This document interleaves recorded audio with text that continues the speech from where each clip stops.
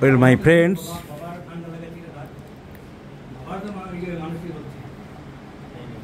as 4th August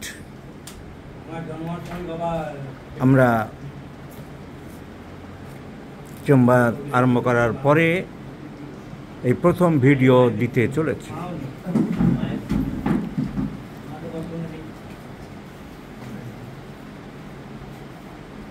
This gentleman, aged about 60 years, has come from Assam. Which district? Konjala? Dhubri. The Dhubri district of Assam. Our patient has come. The complaint is very serious. A recurring fever for last 20 years. 20 বছর ধরে জ্বর লেগেই আছে। মানে সেই জ্বর না যে বিছানায় পড়ে গেলাম 4-5 আর উঠতে পারলাম না, এক সপ্তাহ ভুগলাম, আবার উঠলাম, আবার ঠিক হয়ে গেলাম, তা নয়। কিন্তু ওনার জ্বর প্রায় আসে মাসে 2বার 3বার এরকম জ্বর আসছে। বেশিরভাগ সময় উনি লক্ষ্য করে দেখেছেন জ্বরটা বিকালের দিকে আসে। ঠিক বলছি? তাই বলেছেন। বিকেল কটা নাগাদ বলতে পারেন? চান করার পর থেকে। আমরা সাধারণত 1টার পরেই আফটারনুন বলি, তাহলে বিকালের দিকেই জ্বরটা বাড়ছে এবং মাসে প্রায় 2বার 3বার আপনার এই সমস্যা চলছে, এটা আপনি বলেছেন। এটাই ওনার মেন সমস্যা। এই জন্যে উনি এসেছেন যে একটা ভালো সুস্থ মানুষ, আমার এরকম ঘুরে ফিরে জ্বর আসবে কেন? লোকাল চিকিৎসক অনেক দেখিয়েছেন, কিন্তু ওনার এই সমস্যা মিটছে না, তাই আমার কাছে এলেন।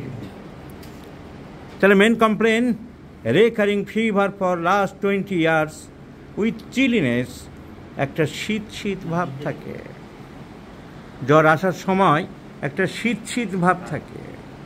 তো যখনই জ্বর আসার সময় শীত শীত ভাব থাকবে, তাহলে বুঝতে হবে যে কোনো ক্রনিক ইনফেকশন সিস্টেমের মধ্যে থাকতে পারে। আমরা একসাথে 4-5টি ওষুধ মেশাবো না। জ্বরের জন্যে আর্নিকা, ব্রেডোনা, ব্রায়োনিয়া, রাস্টক, জেলসিমিয়াম এরকম মশলা মুড়ি করব না। মশলা মুড়ি চিকিৎসা করতে হ্যানিম্যান পরিষ্কার বারণ করে গেছেন যে আমি যে হোমিওপ্যাথিক চিকিৎসা আবিষ্কার করলাম সেখানে রোগীকে এক সময়ে একটি মাত্র ঔষধ দিতে হবে। অনেক নকল হোমিওপ্যাথ নিজেদেরকে খুব ভ্যারান্ডা বাজাচ্ছেন, ক্যানাস্তারা পেটাচ্ছেন, বিরাট হোমিওপ্যাথিক ডাক্তার, বড় বড় প্যাড ছাপিয়ে প্যাডের অর্ধেক লিখছেন আমি অমুক, আমি তমুক, এদিকে মশলা মুড়ি বানিয়ে চলেছে। তাদের দলে আমরা নেই। তাহলে এই রোগীকে এক সময় একটি মাত্র ওষুধ দেবো, সেটা আমাদের চিন্তা করতে হবে। তবে পড়াশোনা থাকলে, নলেজ থাকলে, হোমিওপ্যাথিক মেটেরিয়া রেপার্টরি দর্শনের উপরে দখল থাকলে এক সময় একটি মাত্র ঔষধ প্রয়োগ করা খুবই সহজ।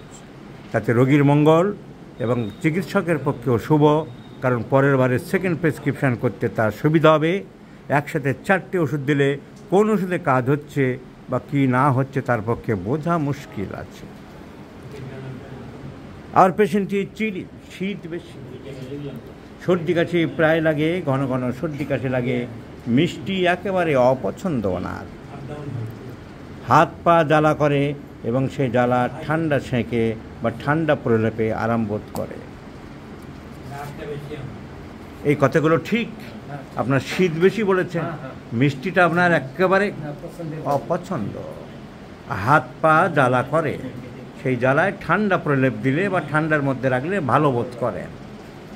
আর medicine is very simple, my selection is phosphorus, because I have given the strongest physical general aversion to sweets.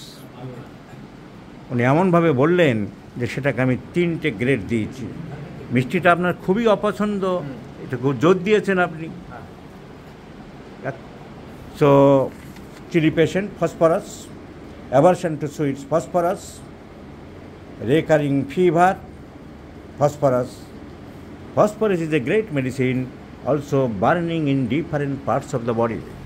এই জন্য ডক্টর ন্যাশ আর্সেনিক, ফসফরাস, সালফারকে ট্রয়ো অফ বার্নিং অভিহিত করেছেন। So another symptom, the fever aggravates at afternoon. আমরা যদি repertory দেখি, আমি আমার রেপার্টরি দেখাবো, ফিভার চ্যাপ্টারে অ্যাগ্রাভেশন আমি দেখিয়েছি। আমি ভাগ ভাগ করে বোঝানোর জন্য অনেকগুলো পার্ট করছি। Aggravation in different parts of the day, এটা ফিভার চ্যাপ্টার চলছে। এখানে উপরে লেখা হবে, বইয়ের কাজ চলছে বলে এখনো লেখা হয়নি, কারণ পেজ বাড়লে আবার ওটা লেখা থাকবে না। So afternoon, phosphorus is given in the first grade, my friends. So fever aggravates at afternoon, phosphorus.